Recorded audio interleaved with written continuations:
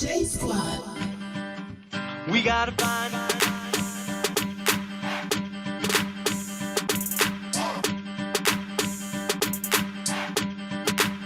what do we do? That's the first clue. Now what do we do? That's the first clue. We gotta find.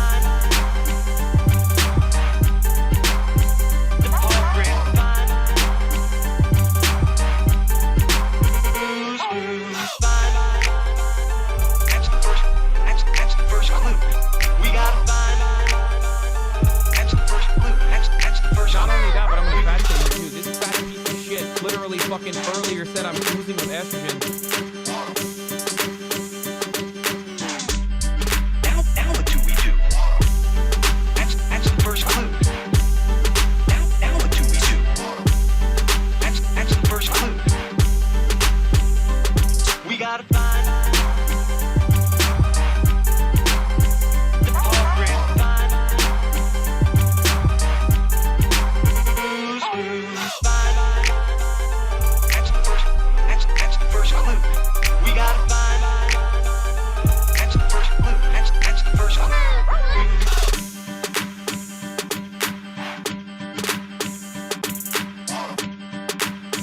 Not only that, but I'm gonna fat shame here too. This fat shit literally fucking earlier said I'm oozing with estrogen. Now what do we do? That's the first clue. We gotta find.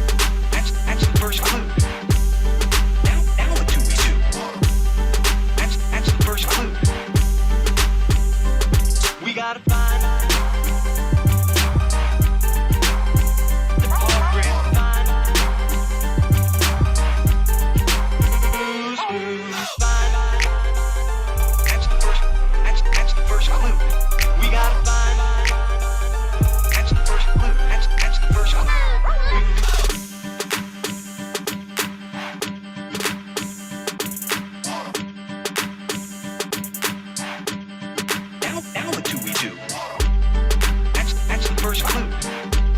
Now what do we do? That's the first clue. We gotta find.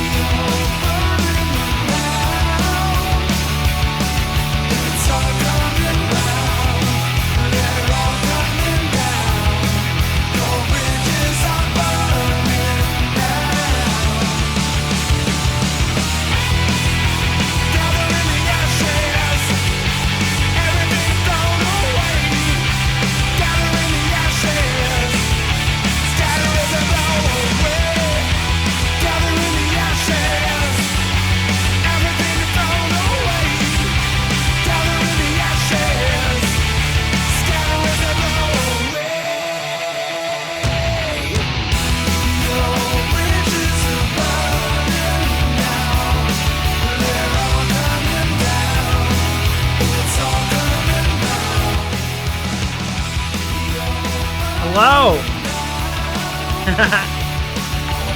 Hi. Hello, chat. Ladies and gentlemen. Good afternoon. Hope everyone's doing well. Oh, man. Oh, God. All right, guys. I have a prior commitment. I said I would react to this video if and when it released, and that was like 2 years ago. So I need to watch this. I need to watch it on stream. Give my raw reaction. There's like a nuke that just dropped. That's not a that is not any sort of me, you know, pushing this extra or whatever. This video, there's been rumblings about it for years. It's apparently moved hands. I've heard like versions of the script that were written back in like 2020 or something. Is it that far back? Has it been 3 years? Nobody wanted to touch this story, and that's for reasons that are explained inside the video, supposedly. We'll be checking this out right now. It's pretty fucking nuclear. Chud sends his regards. Did he raid me? Oh shit, thank you. Oh god, it's 4 o'clock already. That makes sense. Good morning, everybody. Oh man. How's everybody doing today? Let's see if we have some of the regulars in here. Oh my god. Whoa! Whoa! Whoa! How many fucking tier 1s was that? I'm sorry. Hello? Hello? What the fuck? No wonder we're on a... I missed all of this. Jesus. Thank you so much for the raid, Chud. We're about to do some nuclear drama. I don't know if Chud saw the video yet. I don't know if anyone saw the video yet. I think it's only been out for 30 minutes, so I assume the answer is no. Let me quickly just run through. Thank you, Chud, for the raid. 316 viewers. Yo, we're going to be doing content soon. I think Augie comes back either today or tomorrow, and I want to try to get a stream together with like either me, Augie, Chud, Tom. I don't know what we're doing. Aside from that stuff, we have a big stream coming up that we're all very, very happy about. That one is coming very soon. We've been kind of prepping this for the last few days while Augie's been on vacation, but he's back now, supposedly. So that's unrelated, more drama stuff. That'll be a very fun stream for the regulars. But other than that, we're trying to do some collabs with Chud soon. It'll be pretty fun. We'll get some drama going. It'll be a good time. Now quickly, just sprinting through donos because I want to get to the actual meat and potatoes of this. I'm not going to be here for long, but this is a 50-minute video of supposedly some pretty fucking gnarly shit, some pretty fucking degenerate shit, and I think it's like one of the deepest kept secrets in commentary history. Not like commentary is in me, Augie, like the pretenders, like the old guard, the real commentary channels from the olden days. Hopeful Blue, let's go. Thank you so much for the tier 1. Darcy Evans with 5 community gifted. Kendrick Llama just gave me 50 fucking subs. Holy shit. Anybody who got a sub from Kendrick Llama, thank you so much. That's fucking nuclear. Literally fucking earlier said and they subbed for months, so that's 51 fucking subs. That is insane. Thank you. Just Plants, thank you so much for the resub. Lady Gray, thank you for the resub. And I think we're actually there. That was 50 fucking subs from one person. I don't even know how. I've never even donated that many, and I gift a lot. I have no idea how many that is, but that is fucking generous. Okay, so the first things first, we do have some very light news, some more I would say some nuclear shit, chat. Is anybody here familiar with Adam 22's relationship? This fat piece of shit literally fucking earlier said I'm oozing with estrogen. Chat, this is fucking stand back. This is going to be insane, okay? Let me swap this over. Adam 22, his wife, okay, has announced on Twitter that she could be having sex with another member of the community, the Cuck Olympics, okay? And Boogie2988 threw his name into the hat, okay? Boys, what I'm about to show you. What I'm about to show you. This fat piece of shit literally fucking earlier said I'm oozing with estrogen. This is nuclear, chat. Stand back, chat.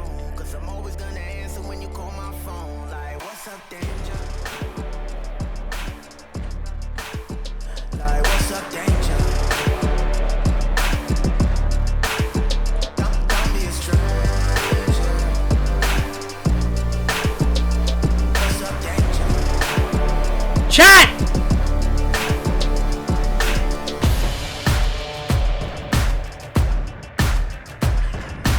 All right, I'm sorry. That's not why we're here. But that's the point. I think the All right, you're saying that she's not going to do it. You're full of shit. You're full of shit, okay? Because, all right, hold on. All right, hold on. If Adam22... Wait, 1 second. Hold on, chat. You guys are telling me I'm full of shit right now. This is bullshit, okay? I'm not full of shit. You guys are full of shit. I need to find a fucking... All right. You guys are like, oh, why would she ever do that? Boys. Let me see if I can find a safe for work picture of this, okay? Chat. This is bullshit. This is unhinged. I can't believe that you guys are calling me a liar right now, all right? If Adam22 can have sex with the female Boogie 2988, then I think his wife should be allowed to have sex with the actual version of him, bro. Like, what's up, danger? Can't stop me now. I said I got you now. Okay, she would do it. If Adam22 can have sex with Trisha Paytas, all right, then his wife can fuck Boogie. All right, this is the truth. All right, if you don't believe it happened, Google it. It did. It's the worst thing I've ever seen. Okay, it hit my Twitter feed. It was disgusting. If Adam can fuck Trisha Paytas while with her pregnant wife in a threesome, then I think Lane of the Plug could fill Boogie. Okay, I think that's what's gonna. That's not why we're here, chat. Real drama. Okay. Before we get started, I do want to point all this stuff out. I want to get this straight out of the way because I have been given permission to stream this. So theoretically, I can get up and walk away and just play this for my audience to just get more eyes on it. But I'm not Asbin Gold, so we're gonna react to it. We're gonna look this shit up. We're gonna probably try to fact check stuff as we go, because that's the way I try to roll. But I can't stress this enough. This is Toastify's video. I believe he's mentioned that Bernie had parts in the script in the video. Yeah, Bernie Vids. Bernie is a writer that works for Gamer from Mars, for Turkey Tom. Bernie is the guy who wrote the video on Pro Jared, okay?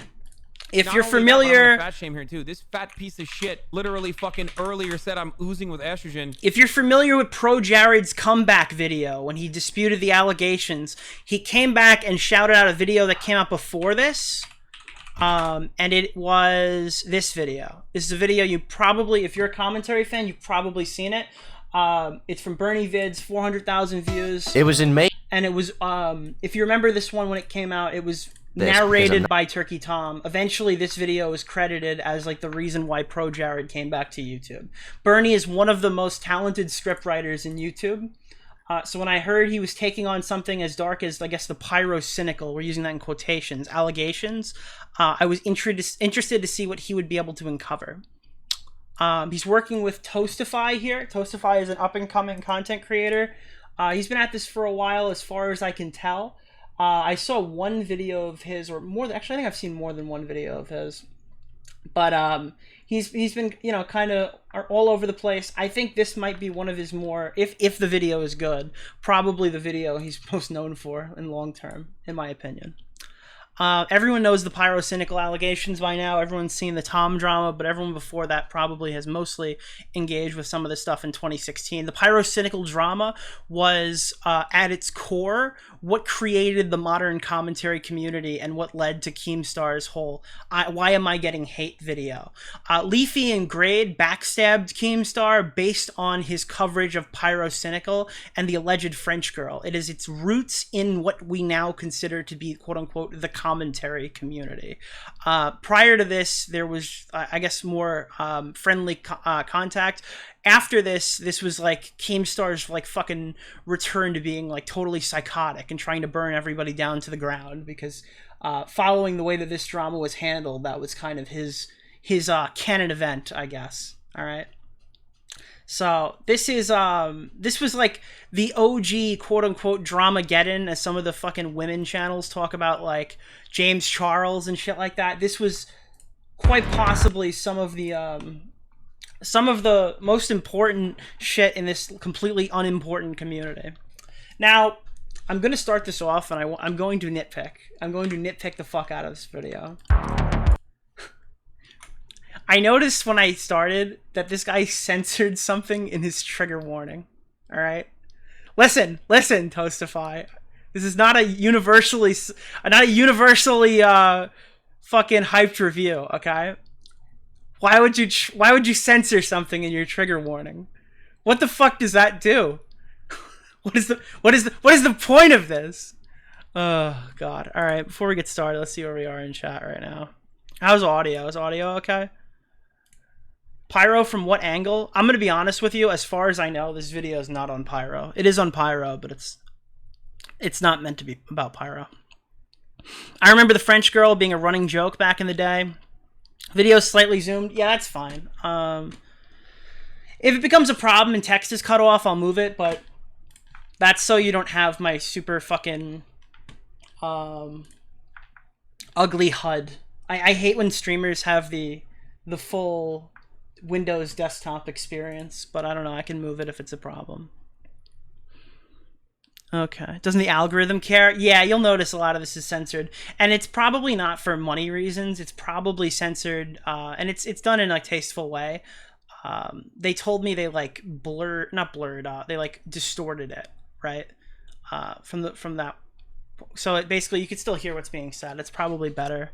We'll see how it works in practice. Whoever gifted me a sub, thank you. Yeah, thank the people who gift subs. You're the backbone of the economy. Okay. All right, let's get started.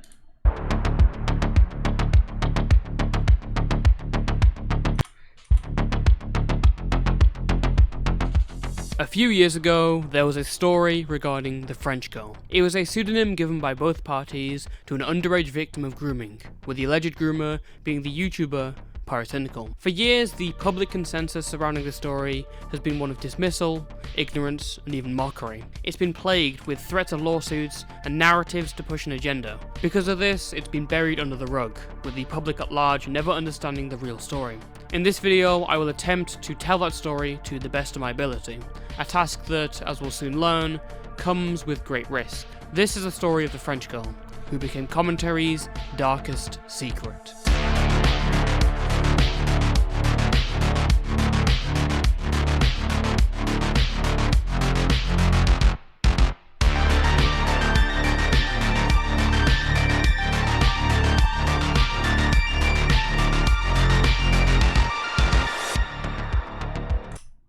Now, if you're wondering who this person is in the thumbnail, to my knowledge, that's a content creator known as Ancient Reality. I know a lot of people look at this and their first thought is, damn, what the fuck did Mr. Krabs do? I guess that's what happens when you're like a meme channel. I've seen this plenty of times where like, dude, who the fuck put Squidward on the tier list? And it's some YouTuber who uses his avatar or Patrick or something like that. Now, for the most part, a lot of people tried to say, I guess in the last decade, that the French girl just physically didn't exist. That became very obvious it wasn't the case, I believe, last year. I don't know, hold on, let me see this. Keemstar French girl. Whilst it's debatable on Pyrocynical's interactions with the French girl, she very much does exist. Let me see. I know Boblax did a video. I don't know where he put this fucking interview. My favorite of them. Nothing sexual took place, nothing sexual ever happened. Around when this video, I think, was supposed to first release about 2 years ago, Keemstar did an interview with this girl. I to it based, and his was much more angled towards Pyro, which is probably not the direction of the story 16, so it was clear that Pyro knew that this individual was under it. belonged. But this is her. So you guys, you know, be old you For like a few months. This person does exist. I guess that's kind of the main takeaway.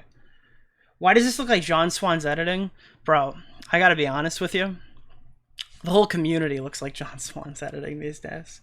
Most of the new content creators I don't want to say took a lot from John Swan, but they seem to be pretty inspired by John Swan. So yeah.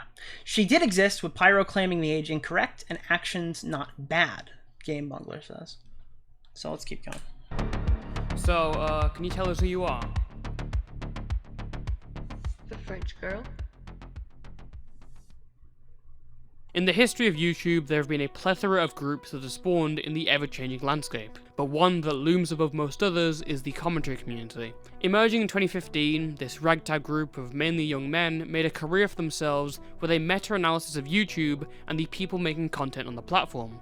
One of the first big players in the space was Nile, otherwise known online as Pyrocynical. Prior to being a founding member of the aforementioned commentary community, Pyro and many of his friends started their YouTube careers with montage parodies, comedically over-exaggerated videos edited in a style to mock video game highlight reels. Pyro created some of the most popular videos in the community, with many of his contributions having millions upon So far, unfortunately, this video is done by a British person.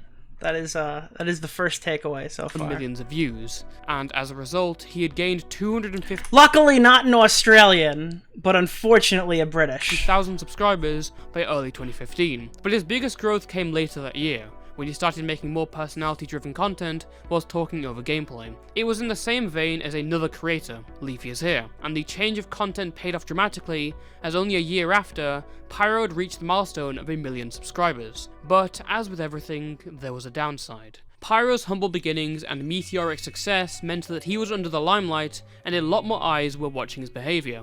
And the manifestation of this came from the notorious Not only that, but I'm gonna fat As shame most here too. This fat piece of shit literally fucking earlier said I'm oozing with estrogen. Now, some of the main stuff in these first... let me see the timestamp.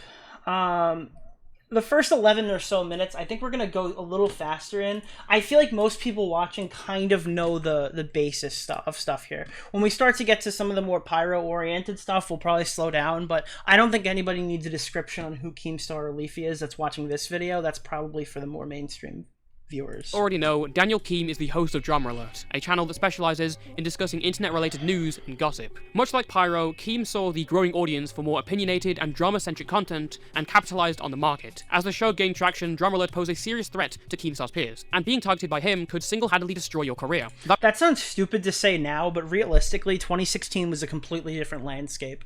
For example, Aiden Projects, YouTuber who's probably around us a lot in our streams, on Augie streams or whatever. Most people don't realize he's at 800,000 subs, and that was like off of 1 or 2 Drama Alert appearances and 1 viral video. And he's like gets like 100k views a video. This isn't like a known household name YouTuber.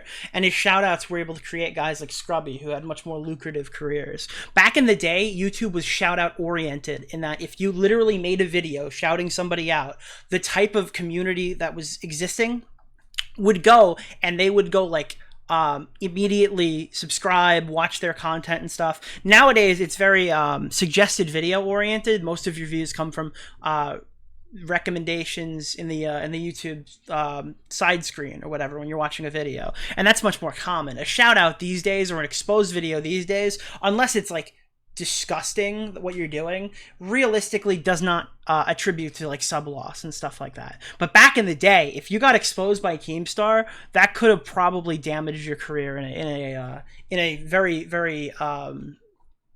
there would be like a high metric there in terms of how many lost subs you'd gain. People like Basher, who were like crying saying I can't take it anymore, weren't just being pussies because people were messaging them. They were being pussies because their fucking internet career was dying. So it's very different than the current landscape now, where realistically I don't think anybody can do that. And it's probably for the better that the algorithm was restructured in the way that it was, and the community became much more normie as opposed to tribalistic. That being said, despite the internet's wariness over its power and responsibility, there was a sense of unity amongst the figureheads of the commentary community, who were often able to have fun with each other, all being on Not supposedly only that, good but I'm gonna terms. fat shame here too. This Leafy, fat piece of when you shit did your face literally reveal, fucking earlier said You I'm literally oozing have with a Vietnam estrogen. flashback space. However, these times wouldn't last, as Keem began to hear rumours involving Pyro behind the scenes, and unknown to anyone else, this would be the beginning of an incident which would turn the community on its head. Alright, now this is where I'll start slowing the video down and watch it at normal speed. Basically, from the research that I had done when Tom covered Pyro, when Pyro got big, he got big surrounded by a lot of people who, I guess in my opinion, came away as jealous. Okay, this happens a lot where a YouTuber explodes to like a really a large sub base. They become kind of a household name, but their friends didn't. And that usually causes some animosity and stuff. So Pyro had like a group of like a meme MLG YouTubers who fucking hated his guts and like constantly tried to sabotage him.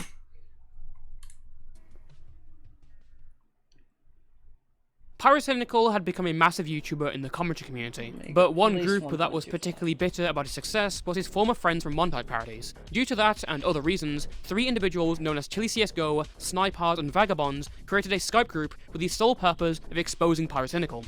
This group had a lot of misinformation and inconsistent theories, but above all, they believed that Pyrocynical was dating a minor. And they were right. Pyro had recently gotten in contact with and began dating a French Twitter artist named Lou. Pyro was 18, 2 months away from turning 19. And as for Lou, Pyro states she was 15, but she testifies that she was 14 years old. As evident from Pyro's own admission in an old Reddit post, this was a relationship where the two of them dated. It did not get sexual, but as seen from their Is this post still available? It was available in 2020. What was the name of the post? Just so we can DMs look in an up. old Reddit post. Response to Keemstar. To my knowledge, this is... Yeah, it is. Okay. This post is still available to read. This was Pyro's initial response 7 years ago following his video. So as most of you know, I uploaded a video, my experiences with Keemstar, where I went into detail of how I had an overwhelmingly negative experience with him as a whole, slanderous comments, defamation of character, invasion of privacy. I remember this was kind of weird when I'd first seen it. Keem would bring up multiple times I was dating an underage girl, at one point insinuated that I was a pedophile. I pointed out in the video that by the way, I'm not trying to make a defense for Keemstar here, but every single time he gives an age, it gets a year lower. That could be for a variety of reasons. I'll talk about them more, because I know what he's told me privately, and I don't necessarily know if that's the truth. Keem has now released a tweet between me and this girl, attempting to make it seem like there was some kind of sexual relationship taking place. I would bet there's probably no chance this tweet is still up. Yeah, it's not. Okay. I think all the screenshots in here are lost to time based on the last time I read this document. First, allow me to address why I never dated a 15-year-old girl. I was 18 at the time, who we talked for a short span of time. The majority of our conversations were simply about our countries, her art, various topics. Now you can see in the DMs I used the word relationship once. This girl who I was talking to was going through a rough patch, and I supported her. I respect her privacy, so I won't go into detail, but in conclusion, she was appreciative of my support and had very few people to talk to at the time. I don't know if this is true. Sounds a little convenient for a 3-year age gap that lasted 2 weeks, but I don't know. I don't think it's the worst thing in the world. I also happily said I'd wait for you to turn 16, meaning that nothing sexual had transpired. I doubt it. It was 2 weeks long. What else happened here? There was something... What was... Talking to anyone else? Again, I repeat myself. I never had sexual intercourse with this girl. I then called Keemstar out on Twitter, saying there's nothing illegal or incriminating to waiting to the age of consent. I don't know. Let's see. When Keem DM'd me and asked about dating a 15-year-old, I denied it because we were never in a sexual relationship. That's not what... Okay, this was what I found that was super interesting. When Keem DM'd me and asked if I was dating a 15-year-old, I denied it because we were never in a sexual relationship. That's been, I've always wondered about that, because that's like... That's not what dating means, Pyro, but... that's not what dating is, but whatever. Where was the stuff in here? This part. This was interesting. I originally came across a Skype group, being the group that we're looking at here with like the Chili CSGO guy. The members contacted by Keemstar on their stream. This was seen by one of their ex-girlfriends and was passed on to me. Later, I was sent information on this individual meeting up with a girl who was 15 at the time, having sex with her when he was 19. I confronted him on this and how, even though I had the information that he allegedly had sex with a minor, I won't make it public, even though he was actively participating in a Skype group spewing misinformation about me, which he himself had admitted it was not true. What this means is one of these people from this group, This butcher was 18, gotten in, he believed that cynical. he's kind of saying that he's like blackmailing this guy, whichever one it was. I always found this interesting. I don't know why you would admit this or whatever. So like, he has proof that one of the people who are exposing him like had sex with a minor, and he's just not gonna say it because like reasons, so like they should stop slandering him. Anyways, I don't know. Pyro stuff has been super blown up, twisted, and damaged over the last 5 years. or even longer. So I'm not trying to get all aboard the fucking train. Those were just some things that I saw in his initial statement that were kind of fucking sketchy, if I'll be honest. This group had a lot of misinformation and inconsistent theories, but above all, they believed that Pyrocynical was dating a minor. And they were right. Pyro had recently gotten in contact with and began dating a French Twitter artist named Lou. Pyro was 18, 2 months away from turning 19. And as for Lou, Pyro states she was 15, but she testifies that she was 14 years old. As evident from Pyro's own admission in an old Reddit post, this was a relationship where the two of them dated. It did not get sexual, but as seen from their DMs, Pyro admits that Let's read these. I don't think these... where the two of them dated. It I don't did think not all get of these have been sexual. super public. I know there was like the one DM that was public, but if he uses the other two screenshots... Like I said, I was happy to wait for you to hit 16. You didn't though, lol. But there was too many people stalking us, trying to get information for us. Then you didn't give a shit. So I ended the relationship so they couldn't attack me anymore. Oh, they didn't ever attack me. And they had no proof to attack you. You attacked them on Twitter, which added fuel to the fire. But as seen from their DMs, Pyro admits that he was completely willing to wait for her to turn 16 so they could have sexual interactions. 16, for those of you unaware, is the age of consent in the UK, where Pyro lives. The two dated for approximately 2 weeks until the relationship was interrupted by the prodding of the Skype group members, and they broke up. Soon after, one of Lou's friends logged into her accounts, recorded the DMs of the breakup, and sent it over to the Skype group, who then contacted Keemstar. On March 22nd, 2016, Keem first messaged Pyro about the allegations. It actually Keemstar. I see. I've been contacted with info that you're dating a 15-year-old French girl. wouldn't go public, however, for a few weeks. At the time, Keem was on good terms with Pyro, so when Pyro told him that it wasn't true, he didn't run the story. I hit up Pyro in the DMs. I'm like, is this true? He says it's not true. He gives me some stuff. All right, and I don't run the story. This all changed on April 9th, when Keep in mind, any DM where Keemstar messages you around this time read like a threat. Everybody's had this same story. Ethan, iDubbbz, Pyro. If Keem just DM'd you out of the blue being like, heard you dating a kid, you'd be like, whoa, what the fuck are you talking about, dude? Literally fucking earlier said Pyro I'm uploaded oozing the with video estrogen. criticizing Keem's channel, titled The Keemstar and Tobuscus Rant. In this video, Pyro makes some light criticism of the way Keemstar had handled the Toby Turner. This is going to be... If they show it, I've seen it in whose video did this. They played it like side by side. This is no offense to Keem, because I'm sure he's gonna end up watching this and be mad at me. This is like the most overreaction situation I've ever seen in my entire life. Watch Pyro talk about Tobuscus. Allegations, stating that he was worried about allegations being taken at face value because of how easily audiences could be swayed. So recently, as some of you may know, Keemstar has uploaded a video onto his channel talking about a rape allegation with Tobuscus. Keemstar has every right to show it on the Drama Alert show. There's no kind of law he's breaking or any kind of breach of privacy. It's totally within his right for him to be able to make this video. And he himself in the video does remain extremely neutral. He never gives any kind of leaning towards maybe he did these things or maybe he didn't. You know, respect to him for actually maintaining neutral for the entire... Basically, in this case, Keemstar was Stardust. He just invited this woman onto the YouTube fucking video and allowed her to talk about the allegations. All right, for better or for worse, Keemstar Stardusted here. Video. But honestly, in my opinion, what I think Keem should have done in that video is gave some kind of disclaimer that these are allegations and you shouldn't be going and flaming on Toby's channel. So Pyro is like, listen, basically, I'd like to say that I think that Keemstar is very neutral, and I'm gonna gargle his balls because I really don't want a problem with the man, but it would be nice if he would have put a disclaimer that these were allegations. Now, I actually think Keem did that, for the record, but I think he literally says that in the video at the beginning, so I understand why he'd be a bit mad.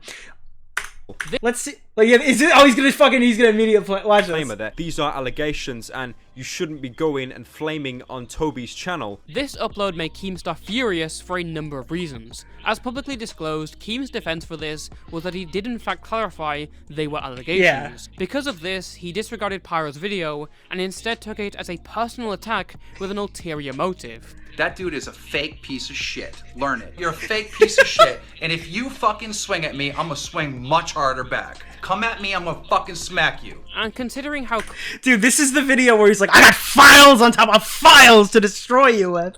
It was literally like, I think Keemstar should put a disclaimer in his video. And then Keemstar was just like, I will ruin you!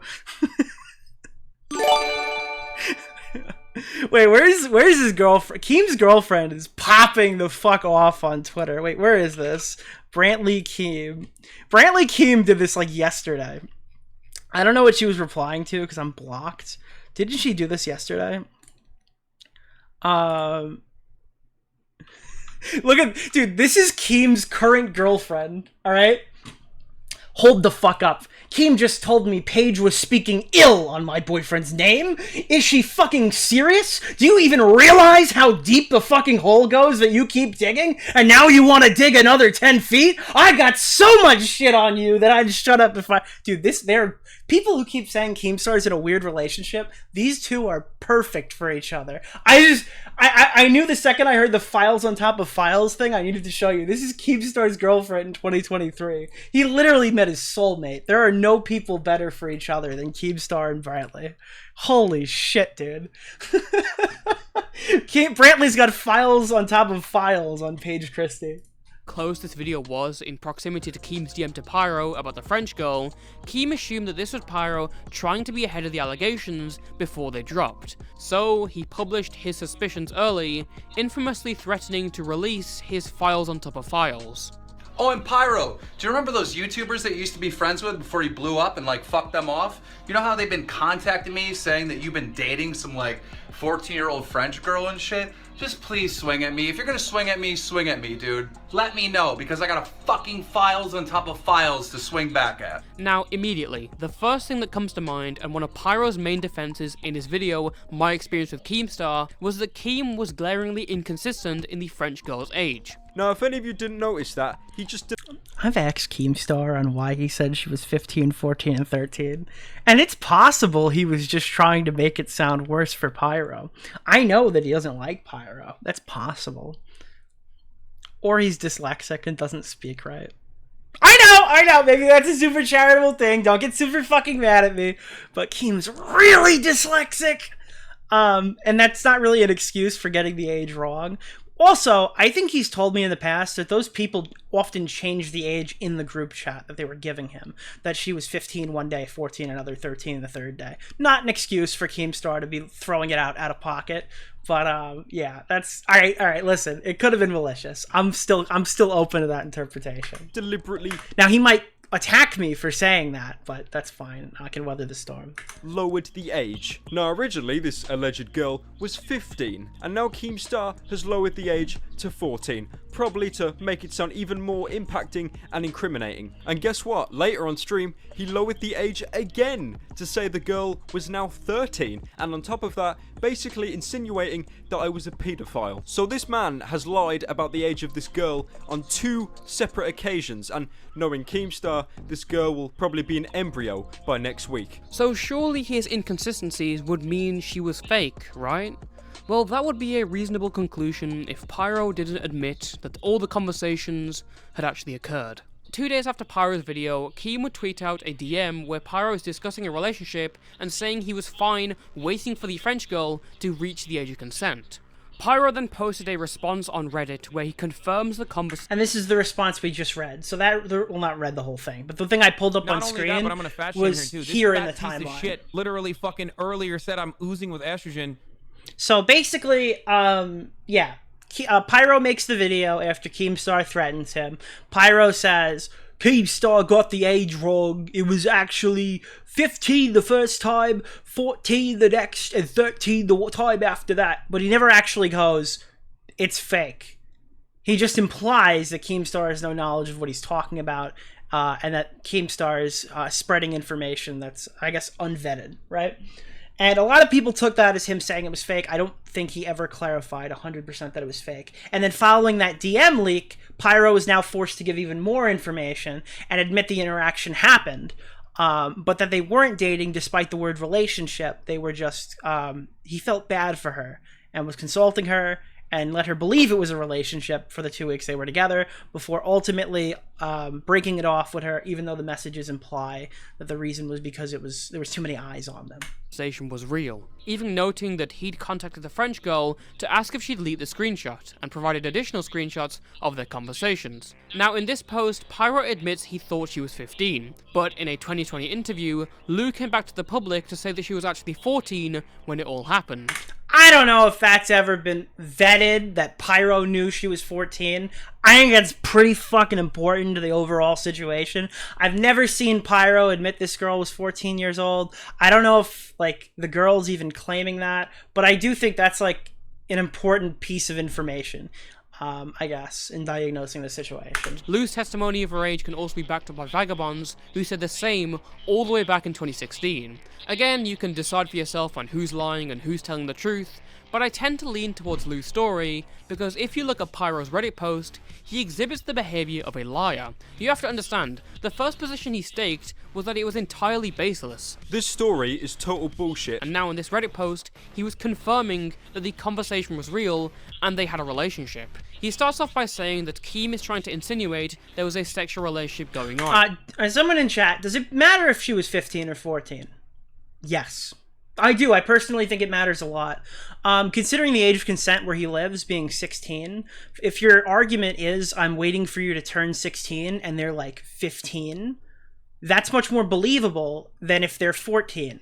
Because waiting for someone to turn 16 from 14, it would basically imply that he's lying in a whole lot of other places in this discussion, right? I mean, the whole explanation for Pyro is that, like, this girl's literally about to turn 16, who cares? If she's an entire year younger and he was fully aware of that, I think that, like, pokes a lot more holes through his story, sure. Pyro then, and it seems like one of the things I've noticed from Pyro for the last few years is he does only give information when his, like, hand is forced to do so. So he'll, like, lead you, he'll put you on the edge there, and then once you kind of poke through that, he'll extend the edge just a little bit further, and he'll give you a bit more information, but never all of it. And goes on to emphasize that they were not dating, and over the next paragraph basically says that what he really meant when he said relationship was him supporting her because of tough times. Pyro did say the story was BS about the girl. Let me see. My experience with Keemstar, I assume, is a timestamp. And if that wasn't bad enough, Keem is now trying to spread even more bullshit, saying that I'm dating underage girls and saying outright on stream that I'm a pedophile. Pyro was trying to hook up pedo individuals who told Keem and even got in a Skype group chat with him. Unfortunately, I can't name these. DM conversation between one of the individual's ex-girl stuff up to spite me. Now, this all originated a couple months ago when Keemstar DM made a video criticizing Keemstar about the allegations. He then includes it in a Twitter video. Up and, like, fuck them off. You know, just please swing at me. If you're gonna swing at me, dude. Let me know. I don't think he ever says, like, it didn't happen, though. He always says, like, the age is usually the contingency there. But again, if he did in that video, the video that was just sent to me was the video that was previously clipped here, and I guess that would imply that if he does say that that girl doesn't exist and it never happened or anything like that, then it was just straight up a lie. Yeah. Not only This that, is but a I'm gonna lie, fat shame here, and dude. I know This that fat because piece more of shit excerpts of the literally conversation fucking earlier said I'm exist. You can oozing see with right here, estrogen. the French. These are the other DMs. Let me see. Okay, you have no proof that I left you for fame. What are you on about? What? You literally message me nearly daily now talking about how I left you for subs, like the most generic argument ever with no points. What is DFK? Am I fucking too old? What the fuck is DFK? Don't fucking know? Didn't fucking... Chat, help me. I'm too old. Don't fucking care. No, there's no way care is with a K. The fuck? Oh, wait, is it really the fuck? The fuck? Didn't you read? Is that it? Donkey fucking Kong. Yeah, well, I don't know. Maybe she's French. Maybe they have stupid fucking words in France. How's that sound? Okay, maybe they're just retarded in France, okay? Fucking losers in the middle of rioting in the streets, okay? Yeah, they're fucking French. Good. Fuck them. Everyone pulls the "you left for fame" argument. I didn't leave you because I didn't want to get seen as a pedo. I I don't say it for fame. You didn't forcefully... Wait, you just didn't forcefully want to be seen as a pedo. I don't know what imply means for...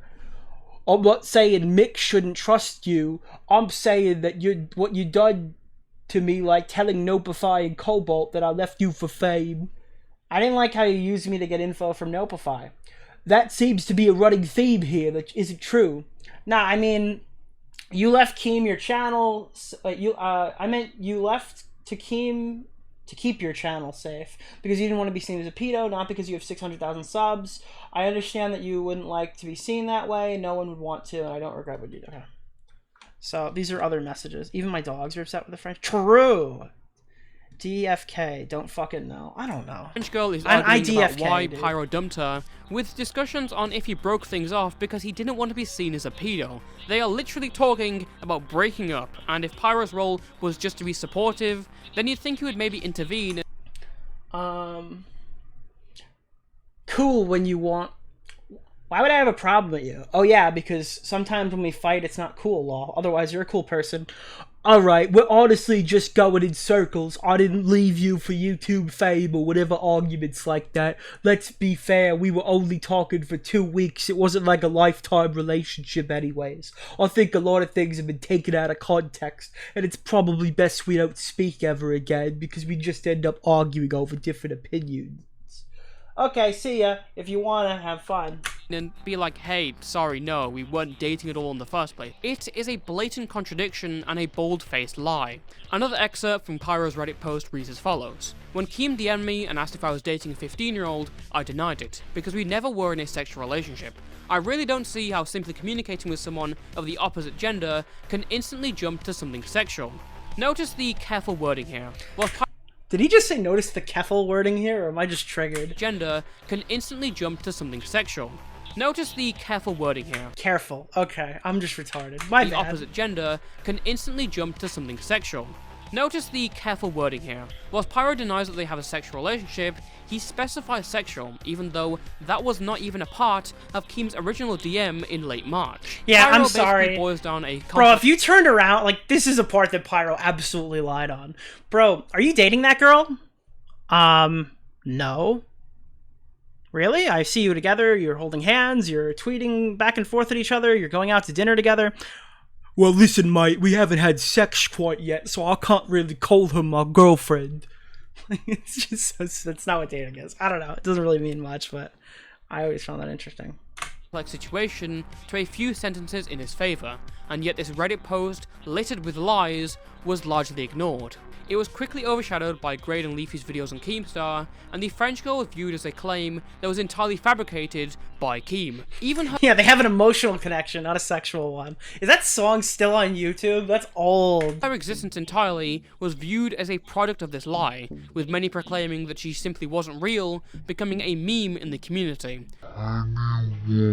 She ain't no 15-year-old French girl. As an example, here's a tweet from Nopify that says, "You didn't really talk about your 15-year-old ex-girlfriend in the video."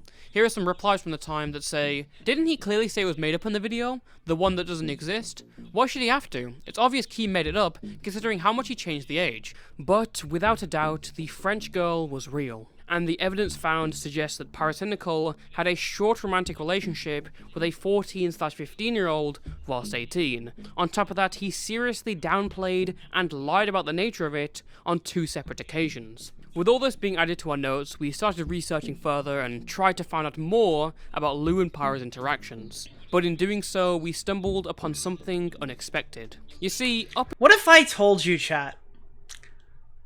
Hold on, wait. Let's get some music going. I wanna unveil this, okay? I wanna unveil this. For the guy who's getting a milkshake, we're gonna slow down just for you, buddy. The guy who asked me to slow down, alright?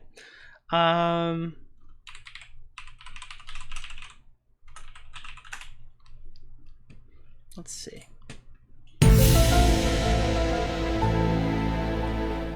What if I told you everything you just heard doesn't matter? What if I told you that it was probably only included in this video because that's the only way that people know about the story?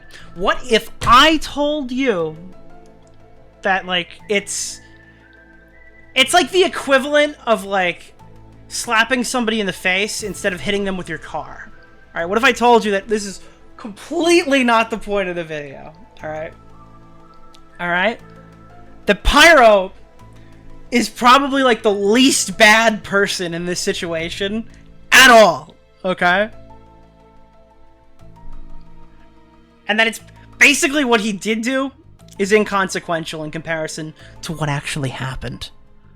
Yes, ladies and gentlemen, the Grimace Shake has landed. Okay? Let's watch. Up until now, the French girl story as we knew it was part of the fight between Pyrocynical and Keemstar. But when we started looking deeper, what we found was that the French girl had become the victim of another YouTuber inside the commentary community. And it was a horrific story that none of the public know about. So to find out where it all began, we have to go back to that fabled Skype group. The first person we mentioned in the Skype group chat was Chili CSGO, a prominent commentary orbiter and Twitch streamer. But what were his motives behind trying to expose Pyrocynical in the first place? Well, as per his words from his statement in late 2020, Chili and Pyro were at each other's throats during 2016, and Chili wanted to completely destroy his career, so he joined the group chat. However, this same statement also has Chili seemingly admitting to fabricating the French girl story and faking evidence or taking it out of context, which isn't really true when Pyro literally admitted to the conversations being real anyways. Still, you might be thinking that he's telling the truth, and I understand that, but please take into consideration that this man is followed by Pyrocynical, has made an appearance on Pyro's Twitch stream since the statement, and has Pyrocynical in his Twitch featured box. In Chili's statement, he also mentions that one of the people in the group had sex with an underage person while they were over 18. Now, and that certain person, this is what we were just talking about before, happens to be Vagabonds. Once a montage parody creator who came up with Pyrocynical, Vagabonds had gotten into a dispute with him over something related to copyright, which he'd been messaging other commentary YouTubers about. Since the group chat, he's also gone on to rebrand to a meme compilation channel called Meme Corp, with over 1 million subscribers. He's also an active Twitch streamer with almost 40,000 followers, and as mentioned before, he allegedly had sex with a minor whilst he was an adult. Specifically, he was 19 and the minor was 15. So, how do I know the ages? And how do I know that Chili's talking about Vagabonds? Well, even though he detailed this heinous allegation in 2020, in reality, it had actually been kind of public since 2016. So, who was the publisher? Well, it was none other than Pyrocynical himself on a further part of that Reddit post. I originally came Alright, so this is what we just read to you a minute ago. across his Skype group by one of the members being contacted by Keemstar on their stream, and this was seen by one of their ex-girlfriends and was then passed on to me. Later, I was sent information of this individual allegedly meeting up with a girl who was 15 at the time and having sex with her when he was 19. I confronted him about this and said how even though I have information he allegedly had sex with a minor, I won't make it public even though he's actively participating in his Skype group spewing misinformation about me. On top of that, I have his ex telling me that she has medical proof she was sexually active in So the allegations here, I guess, and I think will be the remainder of the video, isn't that Pyro's like a pedo groomer who is like serial raping fucking kids, like some other people have tried to paint him as in the last couple of years. It's more or less that Pyro played like the Mizkif role. The claim is that he knew about a lot of sinister shit and wasn't very vocal about it. January 2015, which was the time the two were in a relationship together. This individual then told everyone in the Skype group to stop making false accusations against me, and sent a screenshot of him saying this in the chat as proof, and from my knowledge the group became inactive. But how do we know this anonymous person is Vagabonds? Well, with the medical records in Pyro's Reddit post lost to time, some individuals became curious as to how substantiated these allegations. Applejack. Pyro is a liar and a loser, but Chili... Oh no, Chili's not who this video is about either. No, I'm sorry, that's...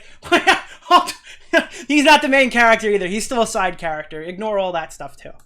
Were. So we got into contact with a source, and we were directed to Vagabond's girlfriend at the time. She turned out to still be very active on Twitter, and upon reaching out, the now adult immediately confirmed that she was in a sexual relationship with the then 19-year-old Vagabonds when she was 15. She agreed to speak more with us, only requesting to remain anonymous. On top of this, I want to make it clear the following are her claims, not my own, and Vagabond did not respond to our request for comment. In our chat, Vagabond's ex confirmed that she had, in fact, spoken to Pyro during the controversy and sent him an abundance of screenshots to corroborate her claim. This is the ex-girlfriend who corroborated Pyro with the evidence of the group chat. That includes more of the conversation that Nalded referenced in his video about Keemstar 5 years ago. But in case you don't believe me, I have a DM conversation between one of the individual's ex-girlfriends who's shown that he actually has no idea what he's talking about and he's literally just making stuff up to spite me. When looking closer, these conversations took place on April 10th, 20... Okay, so I think that's what the person who was in here saying that, like, Pyro did address it and said it was fake. Making stuff up, I believe he's indicating ages. I think that's what he's talking about there. 2016. A lot of people know about this. Pyro did the same thing I did with you, except she was 14. I called him out on it, but those guys have shotgun ammo on me right back. Apparently they never actually met though, so you sure that information is reliable? Because you could be ruining him in a lie. I don't actually know, but yeah, I don't want to get involved with that anymore. While she was unable to provide us with the medical records referenced all those years back, she did claim that on a computer were multiple pictures of her and vagabonds lying in bed together nude while she was underage. To be That's not a good thing to admit publicly. Hold on, did I hear that wrong? pictures or records referenced all those years back, she did claim that on a computer were multiple pictures of her and vagabonds lying in bed together nude while she was underage. Alright, well, you should probably delete those, and I understand they're you, but it's not really something that I would be very vocal about. Jesus. Okay. To be clear, I'm not making any direct accusation against vagabonds, just merely sharing what was told to me. Dude, alright, that made me laugh a little bit. He's like, the girl does say that she has naked pictures of them when they were together, which are illegal to have. I'm not making a direct allegation against them. However, what I have... Alright, this is not, it's not important. This is a side character chat. This is a side character chat. Me, accompanied by screenshots. Either way, what we do know is that a big YouTuber allegedly had sex with a 15-year-old, and Pyrocynical had supposed medical proof of it, yet chose to keep them anonymous. I will say, on the Pyro Mizkif thing, in the Pyro Mizkif train, I would say that this is a bit more definitive, I guess, of him, like, quite literally saying, like, I know this thing that it, like, from Pyro's own perspective, it's bad, right? Like, Pyro himself deems it to be bad. So on the Mizkif front, in terms of covering shit up, like, these are his words. He did this, you know? I originally came across the Skype group. I was sent information of this individual allegedly meeting up with a girl who was 15 and having sex with her when he was 19. I confronted him about this and said how even though I have information that he allegedly had sex with a minor, I won't make it public, even though he was actively slandering me. So on the Mizkif front, it's a little weird. It's a little weird, chat. It's a little weird. Alright? Anyways. Well, there's one last person in the group chat, and that was Snipers, another YouTuber who Pyro had come up with making videos, even crediting and referencing him in his old montage parodies. In September 2016, Snipers would make a tweet saying that he thought Pyro wasn't a pedophile, and by the way, that was public. This is not me. That's not me breaking info. This is not the video creator breaking info. Nothing. This has been public for fucking 6 years. Nobody cares, chat. Nobody's gonna care tomorrow. That's not why we're here. Never thought he was, which of course raises the question of why he was in the group chat. Pyro may not see it as something he has the right to come forward about. It's hard to know what his motivation was. And you know what? That's totally justified. I've heard plenty of unfounded allegations, plenty of just people message me shit happened in this community. Now, it does kind of affect who I want to become friends with in the future, but realistically, in some cases, it's just not my story to tell. As a YouTuber who has a lot of connections, I've fucking been there, okay? I know exactly what you mean. However, I would never go in my fucking Reddit post to make a response video to Keemstar being like, listen, mate, I told him I knew what he was doing, and I just said, you know, I'm not that kind of guy, mate. I'm not going to throw my hat in the ring, even though you're slandering me, mate, and use it as, like, a weapon. You know what I mean? Like, if one thing, if, like, I'm not morally in the position to come forward about this, the victim doesn't want me to, XYZ, it's another thing to be like, hey, listen, mate, I know a lot of things about you, mate, and I'm not coming forward right now. Like, that's a bit... That's not you sounding passive. That sounds aggressive. That sounds like you're the aggressor, you know? In the first place, it sounds like he was threatening that guy in the fucking Reddit post being like, if you don't stop talking, I'm gonna air your shit out, and I'm already kind of doing that. Like what Keem was doing with him, where he's like, listen, motherfucker, if you start fucking coming at me, I have files to swing back with. I heard you were dating a kid. It's quite literally what Pyro just did to that guy, right? He's like, listen, I hear this guy's talking shit about me. I'm not leaking it, but I heard you were dating a kid. So Pyro Keemstarred somebody after Keemstar fucked him. Ever thought Pyro was a pedophile? Well, when a Reddit comment replying to Pyrocynical's deleted post speculated that it was him, Snipers responded, which seemed to explain his own motive. I wasn't part of the witch hunt on Pyro. I stupidly told Keem about this guy I won't name who's 22. This is the last thing I'm going to talk about on this before I move. Thinking you know about something and having proof are two different things. Very, very true. Then the criticism would be him, like, using it. Like, dropping it. If you don't know something, then you shouldn't be including it in your response video as a subtle threat, is my point. And clearly taking advantage of the same girl. I have no interest in trying to drag Pyro down, and don't bear a grudge for some argument we had like a year ago. I was concerned about the safety of the girl being preyed on by a 22-year-old, which I stupidly mentioned in the same group chat where two others were talking to Keem about a different matter involving her. But wait, the Vagabonds was 19, so what's going on here? Who is this new anonymous 22? So suddenly there's a 22-year-old talking to a 14-year-old girl. That's what we're here to talk about. 2-year-old. Hey, what about that Keemstar interview with the French girl in 2020, where he brushes over someone else she mentions? And hold on, let's pull up those screenshots of Pyro's conversation with Lou. Who's this person in the DMs who Pyro's referring to? Who is Mick?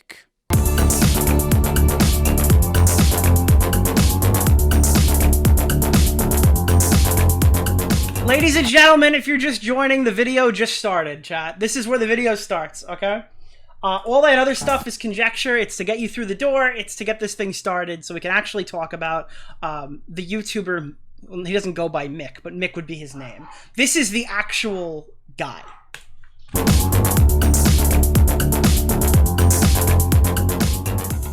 Up until this point, we've been investigating the surface-level pieces of the evidence in the case, involving the most well-known players in this insane group of associates. But as we kept digging, we soon realised that the public knowledge hadn't even scratched the surface. To explain what I mean, we'll first have to take a closer look at a major clue that everyone who covered this case back in the day had missed.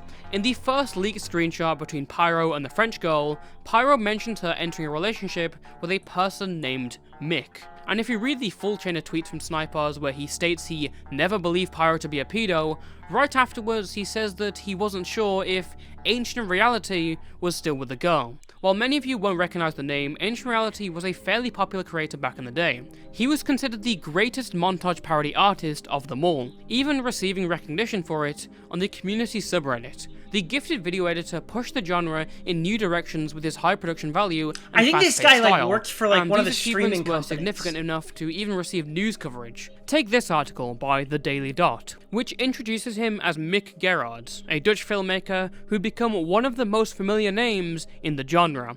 Even if you're unaware of his personal channel, which had 250,000 subscribers and tens of millions of views at its peak, you've likely seen his work for Filthy Frank, including the intro to Pimp My Wheelchair and an entire music video for Pink Guy. And on top of that, he's worked with MTV. And before either had become internet famous, Mick and Pyro had been in the same friend group, and thus remained close as a I'm gonna be real.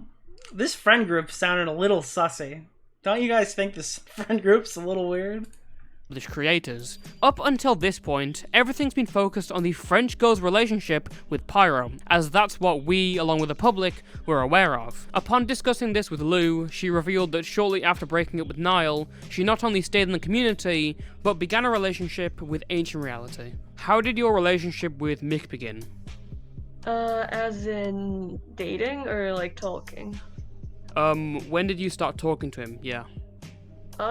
Same years, honestly, so also 2015 since he was in that group and I was interacting with all of them and I guess we just kind of became friends, like same with everyone in this group because of fan arts. And the allegations levied against the aforementioned Mick are far more serious than anything she claimed about Pyro. And can you confirm your age at that point when you were talking to him?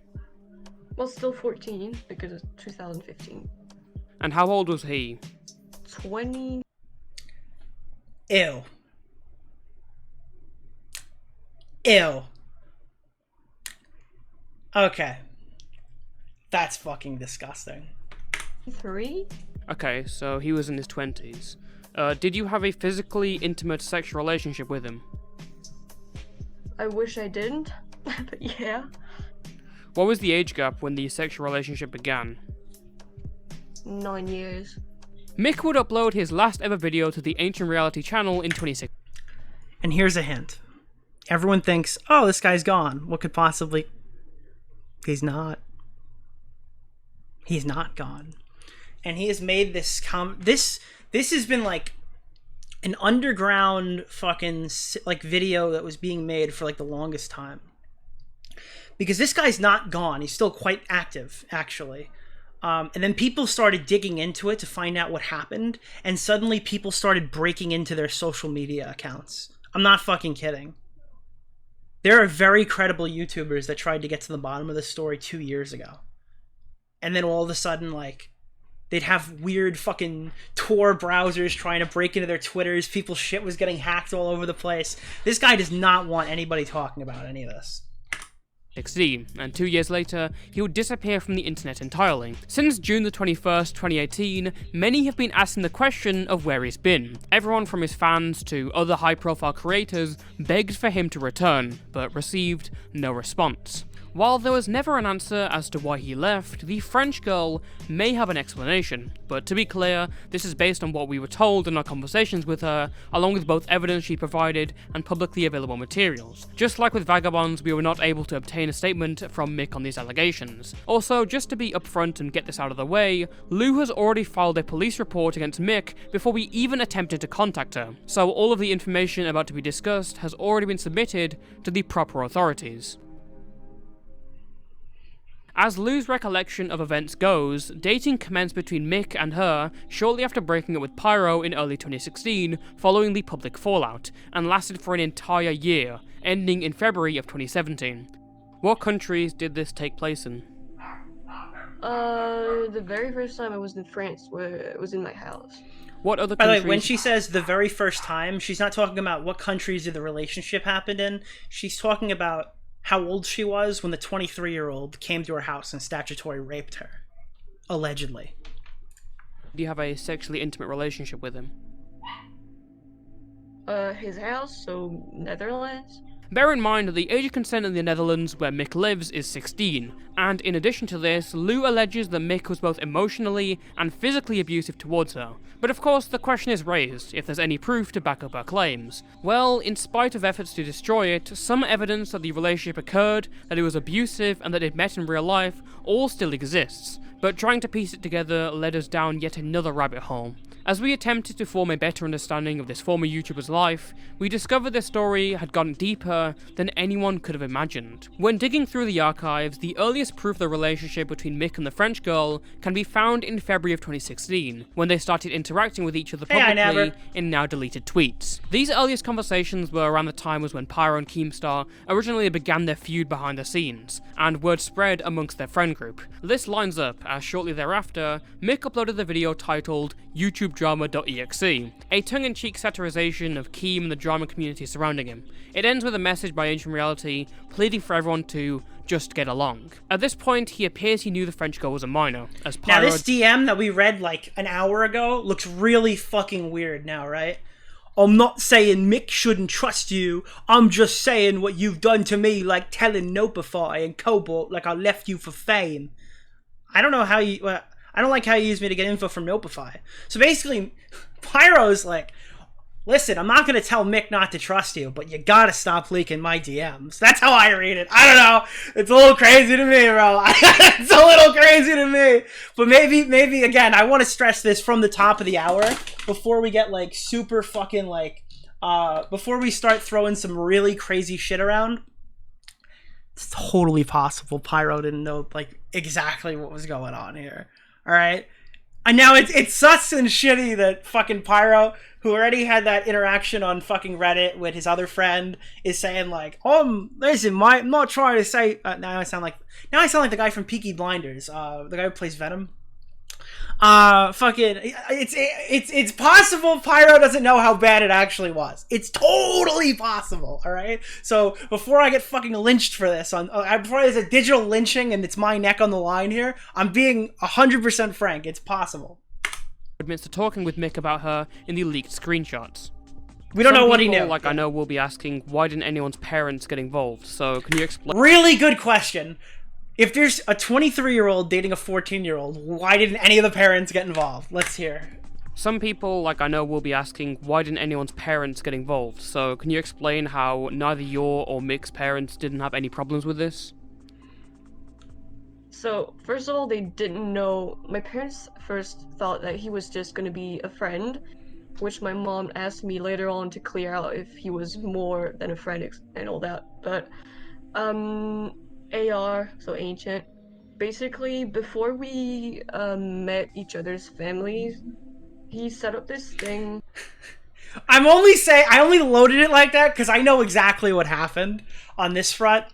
And someone in chat goes, well, I mean, the parents might not have known. I mean, they miss things all the time. No, it's much more sinister than that, chat. About my age and his, that would be basically lying, which he wanted me to lie about his age to my parents. Instead of 23, he told me to say that he was 19, which is still 4 years difference. And to his family, he said that I was 16 when I was 14. So if this is true, that's fucking deranged. That's disgusting. That like they told the parents different ages so that both of them just thought it was like cool. It was a cool thing that was happening. Holy shit. Understood. So, I guess another thing, we're trying to, like, cover our bases for any inconsistencies someone might want to, point out in the story. Some people might question your account being deleted and the lack of pictures with you and him together. Can you explain why that's the case? Well, first of all, pictures of me and him is pretty easy that I hate photos, and so did he. So, basically, there was nothing, really. So that's, like, the easiest point. Then the account. Since he didn't want it to be public, when I used to have my account at DeOrio67, basically I had a bit of a following from all this art, and I was like kind of not very known, but I was like a sort of known fan artist. By the way, another Twitter artist gets groomed, chat. Another Twitter artist gets groomed. Work with 18-year-olds, bro. Do not fucking work with minors who don't have PayPals and introduce them to all your pedo friends, chat. Okay, it's just don't do it. All right, that's the thing. Do not work with minors and fucking the art community on Twitter. Just stay away from them. Do not make them popular. Do not introduce them to your friends. All your friends are pedos. Leave them alone. In the community, and he did not want anything to be public at all. Like, he was actually scared, and I know he told me that. And when he told me to delete my account completely, he was actually in my house, so he was over, and he told me that he wanted me to basically stop speaking to anyone and never mention it, and supposedly made me delete my account. Supposedly this guy sat over her shoulder while she deleted her entire social media presence. And before you start saying like, well, is there evidence and stuff, there is, and I assume it's going to be shown, but yeah, there's a lot of this that isn't findable. A lot of people found out and they were told interesting stories. A lot of people knew, and now I guess they're gonna say stuff. I actually, wasn't allowed to ever recover it. As Lou just mentioned, but I knew all of the tweets. So Lou was talking to anybody after Keemstar fucking screwed her and released the interview early or whatever. So she was like talking to Colton and stuff from our community, like not even our community. Like Colton is like the bottom feeder of around the area in which we would call our community. No offense, Colton, but like she was just desperate for like anyone to cover this, and it was getting a bit upsetting. So I'm glad somebody now is talking about it. The two interacting publicly were deleted. Lou explains this by recounting one of their visits where allegedly Mick stood behind her as he forced her to delete her social media accounts one by one. As her account goes, he then, for good measure, deleted all mentions of her from his Twitter. Luz states the two met numerous times over the course of the relationship. Their method of transportation was by train, which aligns with an old Reddit comment we found from Mick, which corroborates that this was in fact a form of transportation he regularly used. On top of this, she saved one of her train tickets, dated August 30th, 2016, from Kaldenkirchen to Freiburg. The latter city shown on the ticket is situated on Germany's border with France, and was the easiest spot for her mother to pick her up. As she would tell us, Mick's parents often weren't home when she visited, leaving her largely unsupervised in an unfamiliar country. She alleges that they'd had sex numerous times during these meetings, something he would often pressure her into doing. She recalls many of these ending with her in tears, and him ignoring her reaction. These experiences were too harrowing for her to recount during our interview, so we later asked if she could explain other details about their sexual relationship. Basically AR wanted to, not force me, but he was very insisting on me trying to get a prescription to start taking the pill so he could like not use any protection anymore. Once, I know that when I turned 15, he acted shocked, like he didn't know, in front of my family or whatever, which my mom made fun of, and we went on a walk and he just started saying something that really brought a red flag to me. He was like, oh, it's okay anyway, I already got used to fuck a 14-year-old, and I was like, whoa, whoa. Ew. Ew. Ew, ew, ew. Ew. That's gross. That is disgusting. I'm so lock him up, bro. No, don't lock him up yet. We haven't seen anything yet. There's more. There's proof. I swear. It's okay anyway, I already got used to fuck. By the way, the picture in the background, spoiler alert, is supposedly him trying to hide his face in her bed. By the way, if you're wondering what that is, yeah. 14-year-old, and I was like, whoa, whoa. That really just, I don't know. That was very shocking. But as she tells us, they not only continued to meet after this ordeal, but would soon take a trip together. Later that month, Mick took her to visit Amsterdam's notorious red light district. Jesus, man, what the fuck? What the fuck, dude? Yeah, alright, so I think it was necessary to tell the pyro stuff to get us here, but, and I'm assuming his friends will be none too pleased about drudging up old stuff, but it is quite important to explain how the situation got here. I will defend that to the death. A tourist attraction known for its abundance of brothels and sex shops. The two spent the entire day there, visiting places like a sex museum, and later a sex shop which she had taken photos inside. She told us this occurred around Christmas, which is reflected by the store's decorations, and recalled feeling so uncomfortable inside the store that she left to wait for him outside. Can you tell us about your trip with him to Amsterdam? I was going to the Netherlands for a few days, maybe 3 or 4, and basically we visited a few cities because it's not a very big country, so we could go off by train. And so after visiting 2 or 3 cities for some days, the last stop was Amsterdam. Well, when you go out of the train station, it's just like a big street, and obviously since I like traveling, and even though I was underage, well, for me the traveling part is not that bad, but first of all he brought me to this like sex museum or whatever, and after this thing, whatever it was, I wasn't really looking, I was just following him or whatever, just looking at everyone. It was a bit confusing. I don't think I really realized where I was. And later on we went to, I guess what you would say, the main part of Amsterdam. I was only really there because, well, I personally liked how it looked and all these things, but he brought me to the red light district thing, where all these, well, women are, you know, behind the glasses and etc. Oh, God. By the way, do you know where these videos are coming from? And Like the pictures of the red light district? They're coming from Ancient Reality's old meme videos.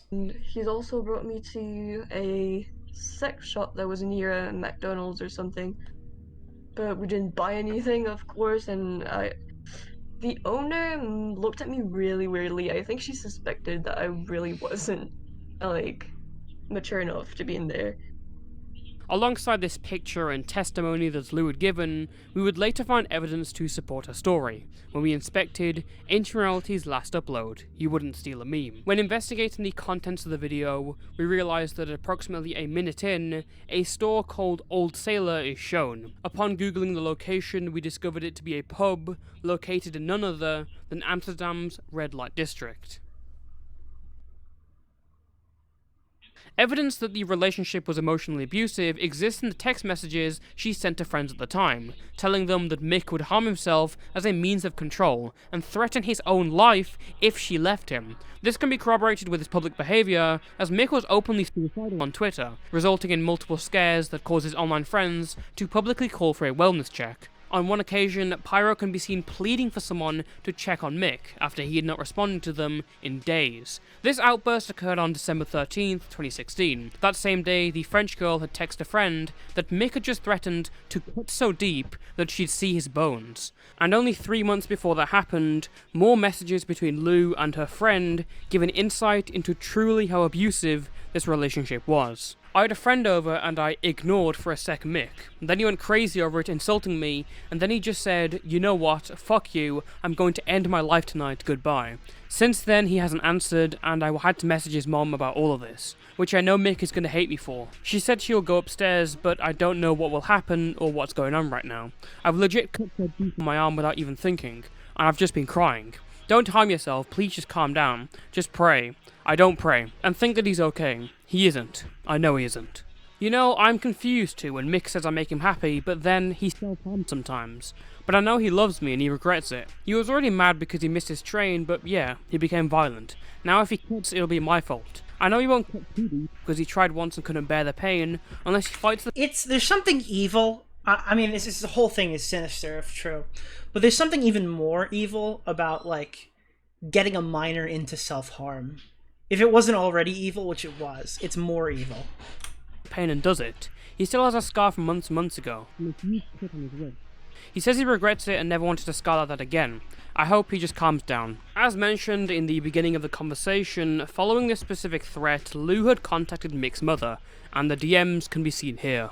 And for those wondering, the conversation is in English because Lou didn't speak Dutch fluently and Mick's mother didn't speak French fluently. Motherfucker's dropping the mom DMs right now. Jesus. Initiated the conversation by saying, "Hello, it's me. Is Mick doing okay?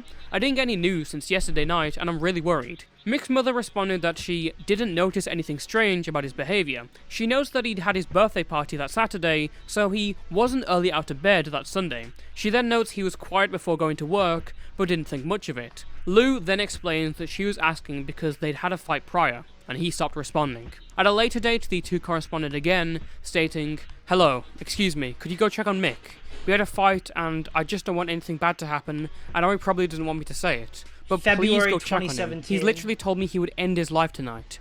I'm so sorry for telling this, but I have to, because I really don't want anyone to lose him. No one does. I don't know what to do, I'm so sorry. I'm going upstairs. Alright. I'm so sorry this is happening, I don't know what to do. He probably hates me now." The conversation continued a few days later, with Lou saying, "Hello, excuse me again. Do you mind not telling Mick I sent this? He'll get mad. But he threatened to kill himself again and said I can't do anything about it. Honestly, I'm lost. What do I do? I obviously will be sad without him, but I don't know anymore. I feel trapped. I can't tell my mom either. I don't know if I should leave him or no. Obviously if I do I'll be sad, but I don't think it's good to stay, is it? I just hope he gets help. Waiting for her opinion." So as this relationship went on, you were clearly very young and he was a lot older than you.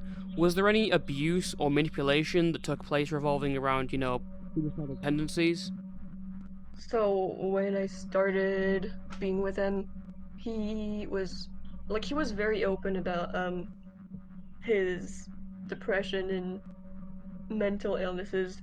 Basically, he was if I said something that he didn't like, if I did something that he didn't like, he was gonna either give me the silent treatment or start saying really bad stuff, like he's gonna and blame me for it. This is disgusting. He's gonna do very bad stuff with all his razor blades or whatever.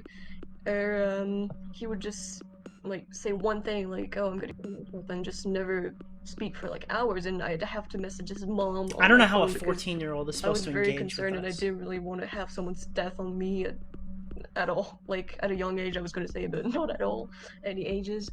And Like, how do you he navigate was this? very threatening about killing himself and self-harming. Okay, and did he use any manipulation tactics so you wouldn't break up with him? Yes, he said threats. He told me 2 times at least that if I ever left, like, he would actually kill himself. So what did you do in response to that? Well, sadly, I didn't break up because I was terrified. I mean, when you're young, you really don't want anything to happen. Once, I know I messaged his mom multiple times about him, saying, like, I told him, sorry. I told her that he wanted to, end it, basically, and if she could check up on him, so go to his room, and she told me she was gonna go up and that it would be his choice if he ever decided to do it. So his mother was indifferent to the idea of her son killing himself? I don't think she wouldn't care, but I think she had the mindset of you can't really stop someone who's feeling very unwell. Someone in chat wrote Beyond face. what was described in the text messages, she further alleged that Mick once threatened to commit suicide directly in front of her, only stopping once she was sobbing on the floor, begging for him to stop. He also allegedly encouraged her to begin self-harming, gifting her blades, Christ. and suggesting she cut herself with them. She says there were multiple arguments that became so emotional that it did lead her to self-harm. She even provided us with conversations with friends from that time containing images of the wounds. We will not be showing them here for obvious reasons. Stepping back a little bit, did So again, for this to be fake, because we have to play the YouTube skeptic game, for this to be fake, she would have needed to create doctored screenshots that go back 6 years ago to friends that weren't directly related to the drama of fake self-harm images directly mentioning Mick in them. This would be a very long-standing heist, and what I'm inclined to believe isn't a heist. Again, this stuff, before 2020, police reports were filed. That's all I know. did he introduce you to self-harm? Well, he actually gave me one of his razor blades. Oh, fuck, bro. I'm sorry, I don't have a lot to add to this section. I know, again, I got fucking permission to fucking Hassan Piker this whole video, and I think I've done a good job of being able to add shit, but this is fucking gross. I can't cut it out when I re-upload the segment to YouTube, so maybe I'll, like, condense it, but, like, oh boy. This is some hard stuff to listen to. And I know that I've used it, and I was feeling very unwell as well because of everything that I was going through, and I know that every time something bad would happen, I would have to fight to not do it, but there was a time where I was gonna leave at school to another country, and just the day before, I had done it with what he gave me, and Jesus. it was fuck. absolutely because of this relationship, so yeah, I guess I've done it. Like, it's not even a case where, like, this is a fucking mega popular fucking YouTuber, like, she wants it, like, there's no attention to be had here. This is, I don't know. As Lou made clear to us, Mick was thorough in covering his tracks. One part of this was his refusal to take photos with her during their visits, making it difficult for her to prove definitively if and when they were together. She was able to send us a photo of her in his bedroom, though to be fair this proved inconclusive as there were no identifying features in the background. More damning though are the photos alleged to be of him in her bed. One of them in particular shows multiple identifying details in the background, namely a window and 3 shelves next to it. We asked her for photos of her room to compare to make sure everything lined up, and sure enough, the shelves, window, and distance between them. It's a pretty old lad in her bed, my guy. It's a fully grown man's. Can you go back? Where do you want me to go? Unfortunately, I'll zoom back a second. She was able to send us a photo of her in his bedroom, though to be fair this proved inconclusive as there were no identifying features in the background. More damning though are the photos alleged to be of him in her bed. One of them in particular shows multiple identifying details in the background, namely a window and 3 shelves next to it. We asked her for photos of her room to compare to make sure everything lined up, and sure enough, the shelves, window, and distance between them were exactly the same. Even with that though, because the man's face is obscured, for the sake of objectivity, we can't 100% confirm it was him. The last message she sent to Ancient Reality's mother was dated February the 14th, 2017. On the same day, she wrote to another friend that she was giving Mick a second chance, but if anything happened, it was goodbye. Just over a week later, Mick would once again visit the French girl in her hometown. This date can be corroborated by a photo he allegedly took of her during the visit. As she tells it, this would be their last meeting, as it ended in a breakup. So, after multiple... Chat's asking about numbers. I'm sure you guys haven't been here the whole time. This is a 23-year-old statutory raping, allegedly, a 14-year-old. attempts of manipulation. What was the last straw that kind of broke your relationship with you and Mick? I think there wasn't anything he did that was like the very last thing. I think it was myself. I just realized everything that happened was wrong. I was talking with friends on how I mentioned, and I realized how unhappy I was, how unhealthy everything was. And I once told him, I'm gonna break up, right? And he was feeling very sad, but for once he didn't threaten me. He was very, very, well, somewhat sad or whatever. I know that I was in at like lunch table, and I was thinking I might give him a second chance, but in my mind I was like, why would I do this, right? Like, why would I ever give him a second chance? And I know I told him, you've got a second chance, but a few days later I actually just completely left because I realized how fucked up it was that he got me even thinking about giving him one, like, second one. Meanwhile, despite never uploading again, Mick remained active on Twitter for the next 2 years, before disappearing in June of 2018. He was never seen by her or the public ever again, with no activity recorded on any of his Ancient Reality accounts. Lou's claims painted a vivid and disgusting portrait of an abusive, horrific freak who was ingrained in the online community. Still, there were plenty of other people to question about their knowledge of these allegations at the time. He wasn't gone.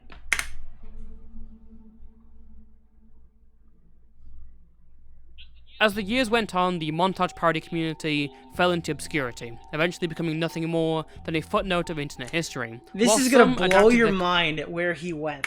content to survive in the current online landscape, such as Pyrocynical, others, including Ancient Reality, along with the mystery surrounding him, were forgotten to time. Immediately upon digging into the case, new questions began to linger. Namely, why did Mick leave the internet when he did? His last tweet was a year after when Lou said they broke up, so that's clearly not what caused it. Also, how close had Mick been to his former YouTube friends, and did they know about what he had done? We attempted to answer these questions by reaching out to a number of his former associates in early January, and most either didn't respond or made it clear they wanted nothing to do with us. We did hear back from a few who wanted to either remain anonymous or speak off the record, and they had quite a few stories to share. From these chats, I want to just point this out. It clear number of his former associates in early January, and most either didn't respond or made it clear they wanted nothing to do with us. This is kind of sad. I know they don't name names here, but like, I think what happened is they're so poisoned on the stuff that happened with like Tom and Pyro that they don't want to talk about anything that could potentially bring damage to Pyro. I don't want to speak on like definitives and stuff and say that's the reason, but this is a lot bigger than Pyro. Pyro is a small player in a much larger, sinister game here. For one reason or another, people who were directly involved have no interest in explaining it to people. I don't know. We did hear back from a few who wanted to either remain anonymous or speak off the record, and they had quite a few stories to share. From these chats, it's clear that Ancient Reality was viewed as talented, but fairly strange. Multiple pointed specifically to an incident in 2015 where he pleasured himself onto a minion toy and uploaded it for the world to see. It appeared there were no copies of it still available online, but we were able to recover an image. They also might not feel like it's their place to talk about it. If your close friend is 23, fucking a 14-year-old girl, it's your place to talk on it. If you know that, and like, that's something that you're aware of and he's still actively like in your friend group, yeah, no, it's your job. It's your moral obligation, yeah. Proving that it did in fact exist. Those who had the misfortune of laying eyes upon the upload recalled his manhood making an appearance. Mick proudly promoted this video throughout social media, which one ex-associate recalled thinking was quite odd. Others told us they thought he was a homosexual because of how prevalent phallic adult toys were in his videos. Dude, At if like first, Augie started dating a fucking 12-year-old, and I was just like, listen, dude, it's not my place to talk on it, sorry. They'd call me Miskiff too. they viewed him as joke props, but when he began showing off his new purchases on Snapchat, What is this? YouTube Shorts. I beg your pardon. I beg your pardon. I beg your pardon. No, Augie's not dating a 12-year-old. It was a hypothetical. Usually I pick Boblack. they started to interpret it differently. I guess, did he buy a lot of sex toys at Amsterdam? Was that a thing he bought for you? Oh no, not for me. He bought something for him, but that was... Dude, she's saying that he went to Amsterdam, took this girl to a sex shop, and walked out with a gigantic dildo. to be a joke, and then he actually used it. Whoa! Alright, well... Okay, I knew this guy was allegedly a pedophile, but he's gay too?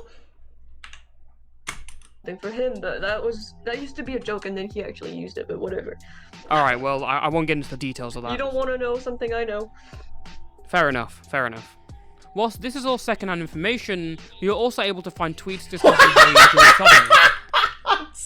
the sincerity of these remain ambiguous. When he stopped online activity in 2018, many former friends just assumed he'd moved on to the next chapter of his life. It wouldn't be the first time a person had quit internet fame. He hadn't uploaded in years anyways, so as he faded from the community, they thought nothing of it. There is one extremely popular creator that we talked to that had a more in-depth and long-standing friendship with Ancient Reality. Henceforth, we will refer to him as Anonymous. He explained that, in regards to Mick, they were definitely more friendly than some acquaintances, but didn't have many personal interactions and rarely talked at length. He did remember the French girl and noticed that sometime in 2016, she seemingly vanished from their group. In early 2017, she finally reappeared to tell Anonymous that she and Mick had been in a relationship. He recalled Lou wanted to break things off, but she feared Mick would kill himself, and then discovered how much of an age gap there was between the two. A few months later, Anonymous confronted Ancient Reality about the relationship, to which he recalled Mick stating that she was a liar. Furthermore, he claimed that they only had a friendly meeting to somehow cope with his suicidal tendencies. As bizarre— Nah, dude, bro, I wasn't dating that girl. She just came over to stop me from killing myself, and then she went home. We weren't really friends or nothing. Like, Jesus, fuck. as this explanation seemed to us, Anonymous swears that he believed it. Not to be a dick, but that sounds like what Pyro said. It sounds like he stole his response from Pyro. Time, rationalizing that because the parents were aware of the meeting, nothing inappropriate could have occurred. However, as Lou explained to us, all parents involved were lied to. Despite the I will say, I'm not trying to shit on the anonymous fucking YouTuber here. If they said both of the parents were aware about the relationship, it couldn't possibly be the age gap that you're saying. I could believe that if he believed... I could believe that he believed, okay, yeah, that makes sense. The parents wouldn't let this happen if they were young. If the parents are involved, then alright, whatever. Again, I don't know. I can't blame the guy for believing his friend. It's a pretty nuclear fucking claim. Of serious wrongdoing, Anonymous stayed on good terms with Mick, remaining unaware of the relationship's true nature until recently. Even though Anonymous was helpful, the person that we were most interested in talking to about our investigation was Pyrocynical. So, Niall Pyrocynical knew that you were in a relationship with Mick, and he knew the age difference? Well, yeah. Did he try to, help and contact anyone? I don't think so. Okay, so did he try to, help you in any way? No, I think he might have just wanted to completely, not get related to anything of this. Alright, so he knew it was going on, but he didn't want to get involved. Yeah, but like I said, he definitely didn't know what was... Will Pyro be in this video? To my knowledge in the research for this video, Pyro did not want to give any sort of comment about it, and I think the stuff... Charitably, it would be the stuff with Turkey Tom probably made him never want to talk about this again. Uncharitably, it's... because he didn't really give a shit. Going on, awfully, in the back. So he didn't know about the self-harm stuff? No, he didn't know about it. If you recall, the breakup messages prove that Pyro was one of the only people who was aware of the relationship to some extent, as he recalls talking about the French girl to Mick. And as Lou said, it's very likely Pyro knew the age difference of this fucked up relationship, something he would continue to never speak out about. That being said, there are still many uncertainties regarding his— That being said, if there's one thing I've learned in the last 5 years, 6 years on YouTube, it's never to count Pyro out completely. Unfortunately, the way that Pyro interacts with a lot of this stuff is related directly to, like, him having to get pushed on something.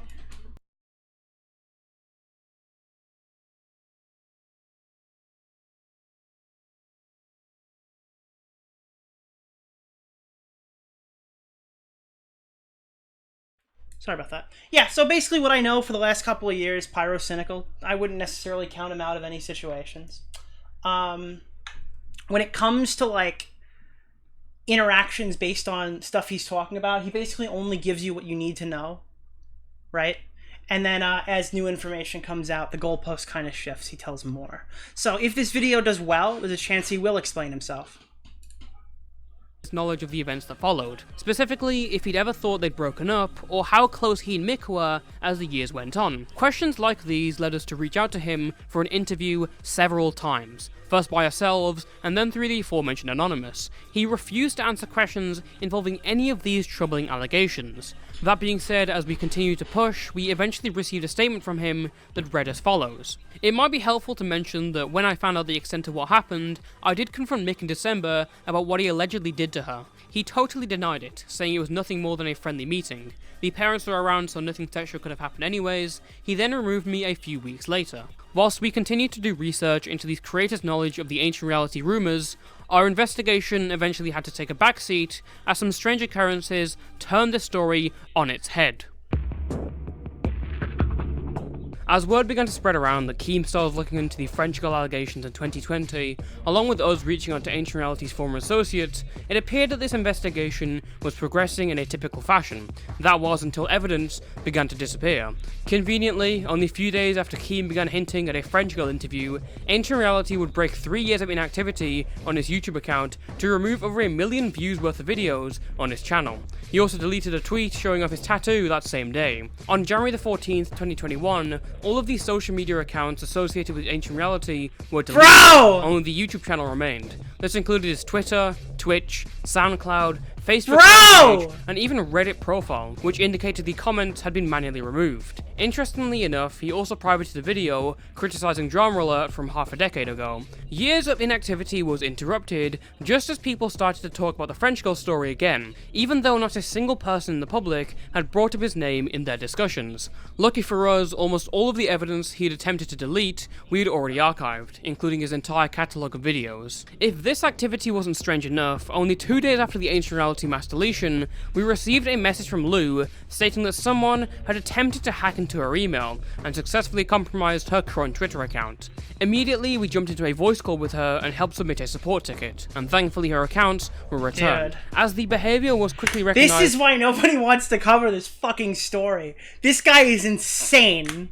As suspicious. With control regained, Lou was now able to look through the access history of her account. As it turns out, the first recorded attempt to hack in was on December the 19th, 2020, linked to someone using a Tor-based VPN. This was the day after Keemstar first announced he'd be reinvestigating the French girl allegations. She didn't notice it at the time, but this person would attempt to break into that email nearly every day for the next month. To access her account, the intruder spoofed their location to appear as if they were in France, then attempted to change the recovery address to a temporary email service. No new tweets were published when the account was compromised, and upon regaining control, she found no messages had been sent either. In fact, the only recorded activity in the entire account was that the person had visited Keem's profile, likely to check their message history. So you didn't go to... That's Bernie's voice, by the way. Keemstar's page the past week. They hacked the account, they went to Keemstar. Can you go to his page, I guess? They were looking for DMs from Keemstar. Which is completely empty because I deleted them anyway. It's unknown who got into her account, and because of how it was done, we may never know the truth. As mentioned before, they had a Tor-based VPN, which doesn't keep logs of its customers for increased security. And the temporary email service deleted its inbox 2 days after registration. Insane. In addition to the suspicious timing of events, Lou's email address wasn't public. The culprit needed to know both who she was and her personal information within the day of renewed interest for them to pull this off. The person was also dedicated enough to attempt over and over to gain access for an entire month. The same day that this hacker was finally able to get into her Twitter account, another 1.4 million views worth of videos was privated on the Ancient Reality channel. Finally, this isn't like innocent people stay silent for this long. This guy is deleting fucking everything and doing the best he can that people can't find anything about his history. To work and word started getting out. Unprompted, by the way. An associate of mine received a text on his phone from Twitter with an authentication code. Dude, whoa, what? An associate of mine received a text on his phone from Twitter with an authentication code, making it clear that someone was trying to break in. People are getting fucking broken into for just looking into the story. When checking his account to see if he could glean any information about this attempted hacking, in the logs he could see that it had been carried out by someone identified as being from the Netherlands. From the Netherlands! Which coincidentally is also where Ancient Reality is located. Fucking forgot to turn his VPN on! All suspicious activity to provide to the proper authorities. 2 days after the French girl was hacked, we resumed our efforts in speaking to ex-associates of Mick. One of these was former MLG YouTuber Cyrenek. Not expecting much, he was contacted as almost a kind of shot in the dark. After a bit of small talk, we asked if he remembered anything strange or memorable about Ancient Reality. He started by mentioning points we already knew, such as his work with Filthy Frank or the Minion incident, but then the former associate offhandedly referenced something that really caught us off guard. As stated before, we believe Mick's last public activity had occurred 2 years ago in June of 2018. Well, in speaking with Cyrenek, he let it slip that Mick had made another channel with a fair amount of success, but that the new account's Twitter page now appeared to be deleted. This led us to inform him that we were actually interested in Mick because of serious allegations against him. Shortly thereafter, he ghosted us without telling us the name of AR's new channel. Becoming frustrated with Cyrenek's lack of cooperation, we asked our anonymous source if he was aware of the account. While having vague recollections of its existence, he didn't remember the name, only recalling that it consisted primarily of 4chan memes, such as Pepe the Frog and Wojak. With this limited information, we began going through all of Cyrenek's subscriptions to find channels involving Pepe memes that also had deleted Twitter accounts. After sifting through hundreds of pages, we were left in shock when we found the account that matched our criteria. To make sure our eyes weren't fooling us, we sent the channel to Anonymous to confirm it was Mick's secret project, to which he immediately confirmed that it was the channel in question. It appeared that Ancient Reality had not left YouTube as most thought, but instead started running an even bigger account. He was running the Prince of Zimbabwe account, which comes up under lists of known alt-right YouTubers. I'm not even fucking kidding with you, chat. As he was now the infamous Prince of Zimbabwe. To those unaware, this controversial meme account had a noticeable impact on internet culture, popularizing animated Wojak cartoons, with each video being seen millions of times across the web. On top of this, he was still taking commission work, including the creation of animations for the documentary That Feeling When No Girlfriend, a film about incel culture. Still wanting to confirm without a doubt that Mick and the Prince of Zimbabwe were the same person, we began searching for anything related to the deleted Twitter account. We quickly stumbled upon an archive link, dated February 14th, 2019, showing the Prince of Zimbabwe tweeting out an image of their computer setup. Sifting through old Ancient Reality videos, we found a scene showcasing Mick in his room. We began to compare both workstations, and from a first glance they do look similar, as they share details like the table and window in the back. But that's hardly enough to conclude it's the same location. We next noticed that Mick uses a League of Legends SteelSeries black logo mouse. And bro! Guess what? The same mouse appears in Prince of Zimbabwe's photo. Whilst the Dude, this guy's a fucking detective! Are you fucking kidding me? Monitors we can see in Zimbabwe's photo shows that motherfucker's got the SteelSeries dude, honestly, bro, if you spent less time grooming and more time making money, he'd be able to afford a new mouse after 10 years. 3 lower screens match up with Mick's, the fourth was no longer there.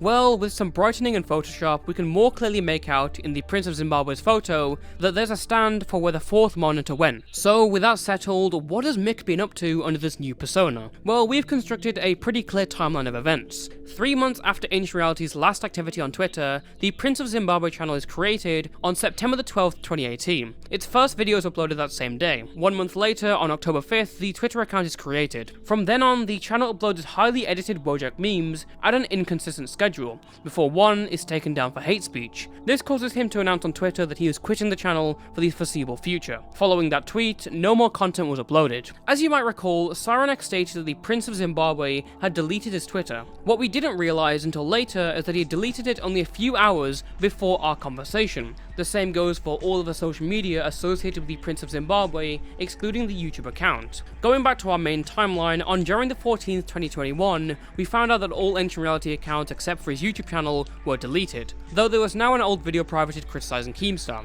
What's interesting is that another upload was removed on the Prince of Zimbabwe channel at the same time, also about online drama, titled YouTube Millionaires Scam Fans to Make Even More Money. 3 days after that, another video about YouTube drama was removed from the Prince of Zimbabwe, this time with Keem even making an appearance. Around the same time, someone also By the way, guys, submitted pausing right now as this is like the climax of the fucking video. Point out Toastify. Subscribe to him on YouTube. Toastify is making this video. Only had 3.1k when we started watching. Let's see what it's at now. 5.5k. I think this is one of the best videos this year. It is one of the most deep dive videos ever. Bernie wrote most of it, I think, and Bernie's a fucking legend. Toastify did it very well. Anonymous tip, saying that Mick ran another alternate channel by the name of Tender Tomato. This channel, with over 200,000 subscribers, primarily made content focused on Among Us. However, it started out posting the same Pepe and Wojak memes that Mick had been posting on the Prince of Zimbabwe channel.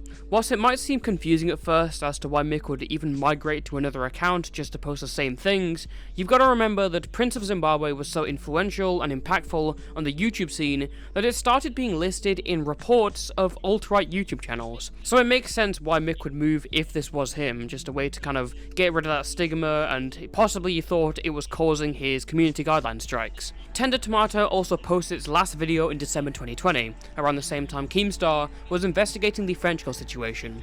And whilst the Pepe profile picture, the editing style and the level of production all aligned with that of Mick's other projects, this can ultimately only be chalked down as speculation. On January the 18th, 2021, Mick would private 2 more videos, which was the last activity so far on the Ancient Reality channel. The first was the previously mentioned You Wouldn't Steal a Meme, where we found proof of his visits to Amsterdam's red light district. The second one was titled For Those Who Have an Opinion, which we assume was put on private because it prominently features his face. This scorched earth approach basically meant we had no way to reach out to Mick for comment in relation to anything covered in this video. We did find a Steam account in which he changed his name to some Chinese symbols, and we assume he probably doesn't want to delete the account as there's probably a lot of video games purchased through the platform. We sent a friend request, but so far it's been ignored.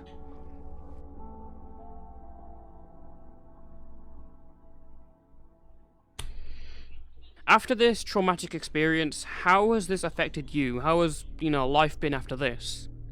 For me? Yes. Awful. I mean, I've legit went to a mental hospital because I ended up having severe anxiety disorders, and well, I've had to tell this story about to 10 people, or even more, honestly. Let's say 20 people for a few weeks, and I couldn't live for a few years because my anxiety was so bad I could barely breathe every day. So it was very, very bad, and it took me a while to get healthier mentally and physically as well. It's sad to think that the dark side of Ancient Reality could have been aired out so much earlier, because when we talked to the victims, they were incredibly helpful, immediately telling us their stories. Yet it was those who created a lie and made a girl into a punchline who later refused to answer questions on what they knew and when they knew it. However, regardless of any preconceived bias that you had upon sight in this video, I hope it's clear by this point that the abuse suffered by these victims transcend any of the petty internet beefs that underlie them. We started out with Pyro implying the French girl didn't exist, and ended up pulling a thread that led us to unravel the dark underbelly of the commentary community. The evidence provided strongly suggested that Ancient Reality was one of the most disgusting, deplorable, and abusive people this platform has ever housed. And the fact he was able to move away from this and still have a positive reputation, get another channel, is fucking disgusting. And it feels incredibly disappointing to know that members of the commentary community shut our investigation off. As seen from the deleting of videos and the possible attempts to hack, Ancient Reality is still possibly an active and dangerous individual, and it seems like he will go to any lengths to stop the releasing of information about his actions. This means that this video will put me on his radar, and if something does happen to me or this channel... Toastify's a brave kid. He knows the risks. I talked to him about it before he posted it. Because I found out a couple days earlier that he was the guy who was going to do it, and he's a brave kid. Then thank you all for the support. I'm grateful to have had a platform where I could talk about these kind of things in the first place. Finally... Anyways, Bernie. Subscribe to Bernie. He's in the description. Subscribe to Toastify. He's in the description. Yeah, this is some sinister, fucked up shit. That's what it is. The Pyrocynical story, at its fucking core, is... a side character in what this girl actually experienced. And a lot of people, and I'll be publishing this chopped down on my channel, this conversation, to try to boost it. I don't know, man. I think this is one of the most quiet, hush-hush stories that I personally knew people were trying to talk about. But yeah, it shows how scummy the underbelly of YouTube really is. Again, I will be charitable. It's possible they weren't understanding the severity of the situation. When Keemstar came out during the creation of this video and started making the whole thing about Pyro, they might have gotten a little jittered. That's entirely possible. Because I personally would come to the conclusion that if you're interviewing the French girl and you're aware of all this stuff, the Ancient Reality stuff should be the forefront of the discussion. I think Pyro, again, is not the guy here. I don't know why you like. The only reason that you talk about Pyro is because he's the bigger YouTuber, but in reality, there is an active YouTuber who's much more sinister and much more dangerous, and his story is getting swept under the rug, whether that's the intention or not.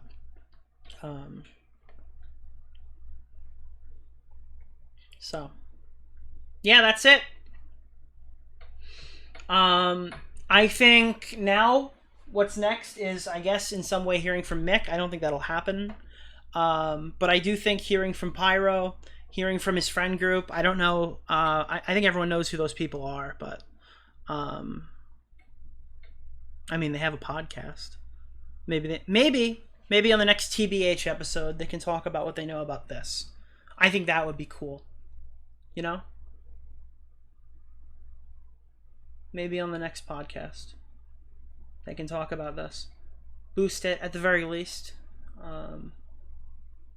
I don't think anybody out here who was writing the script was out to get Pyro or more malicious or anything like that. I don't think it's a story to get views. I think it's a story to tell what was important. So, yeah. Anyways, yes, that's why we're here. We're checking this thing out, and I'm gonna once again link our boy Toastify.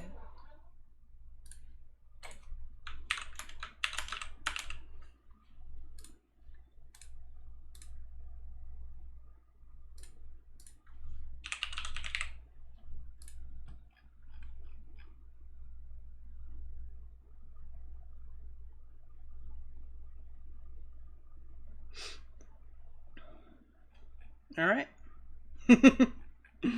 Good stuff. Good stuff. I think I'm going to play us out now. Get you there. I think Augie's going to cover this again at some point. And let me just run through chats really quick because we got a bunch of donos. Dinwiddie with 10 bits. Thank you. Here's 10 bits to the DeOrio Empire. Nico Enjoyer, thanks for the tier 1. Sparkus Bund 18, thank you for the tier 1 saying, hey Nick, what's going on? Big stuff today. 5 gifted subs from the Game & Witch. Storm Ellie with a prime. Thank you. Odin Son, thank you for 1 month of tier 1. They resubscribed. 22 months, man. Hope it's going well. Does this shit hurt Pyro? Not any more than the last 6 years have hurt Pyro. We got Game & Witch with 1 month tier 1. Fully Loaded 47, thank you for the 1 month. TSAJ, thank you for the Prime. Game & Witch, heyo, thank you. Garavenger resubscribed to Prime. Nukes came earlier than we expected. Jardian23 resubscribed. Caitlin cheered 500 bits, so much going on. And then obviously Trilogic with the raid. So thank you guys so much. I don't know when Augie's streaming, but I know we're going to be doing a big group stream this week to talk about a certain somebody. And until then, I will bid you adieu.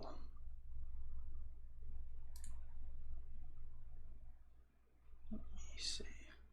I need a song. It's not recommending me a song. This is fucked up.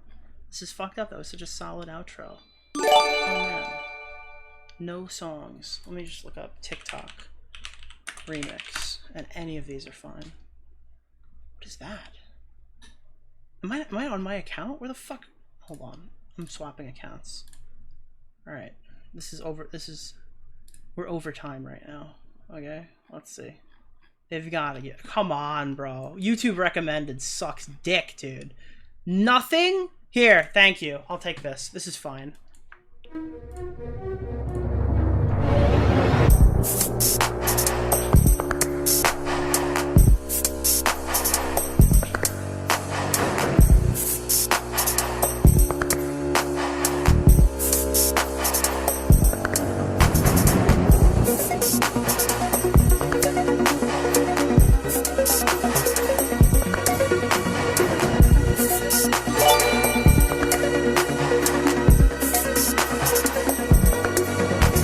Shout out to iDubbbz!